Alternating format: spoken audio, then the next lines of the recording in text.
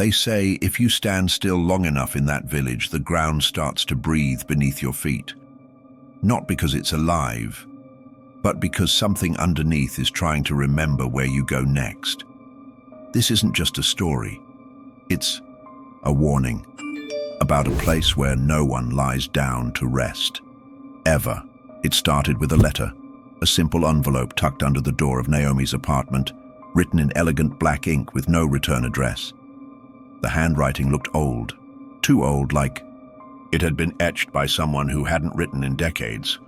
It read, "They never truly lie down here. Come see, the village remembers." Curious and unable to ignore the tug of something ancestral, Naomi took the first train toward the northern mountains of Japan. The locals only whispered the name, Kanokami, the standing earth. The ride up was uneventful, but the air changed once she stepped off the bus. It was thinner, still, and everyone she saw stood oddly straight, even the elderly. Their spines didn't bend, their shoulders didn't slouch. No one sat, no one leaned, no benches in sight. Not even at the bus stop. A man selling dried fish turned to her and said without blinking, "Stay no longer than sunset. The soil chooses. Quickly." She laughed nervously, but that laugh didn't last long. Naomi checked into a tiny guest house run by an old woman with glassy eyes and trembling hands. The woman never broke eye contact as she handed Naomi the key. "Don't look at the graves after dark," she said. "They stand taller at night." Naomi explored the village's cemetery the next morning, but it wasn't really a cemetery. It was more like a forest of vertical tombs. No horizontal gravestones, just long, narrow markers and small square holes at the base of each, as if the bodies had been inserted upright. The ground bulged faintly under some of them. Others had moss growing up like veins. She touched one of the stones. It felt warm, like a forehead with fever. That night, Naomi couldn't sleep.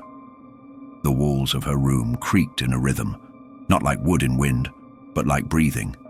Something heavy, intentional, close. When she peeked outside, she saw silhouettes. In the distance, lined up, facing the mountains, motionless, upright. Were they people?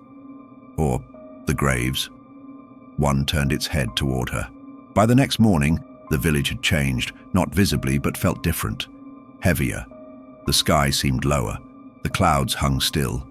Naomi's phone wouldn't connect to any network. The bus stop was empty with no schedule posted anymore. The guest house owner was gone, but her breakfast was still warm on the table. She tried leaving.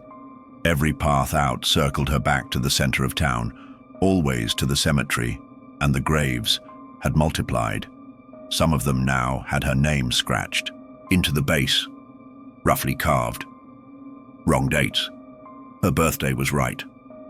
But the end date, it was tomorrow. Panic grew in her chest, but the villagers never reacted.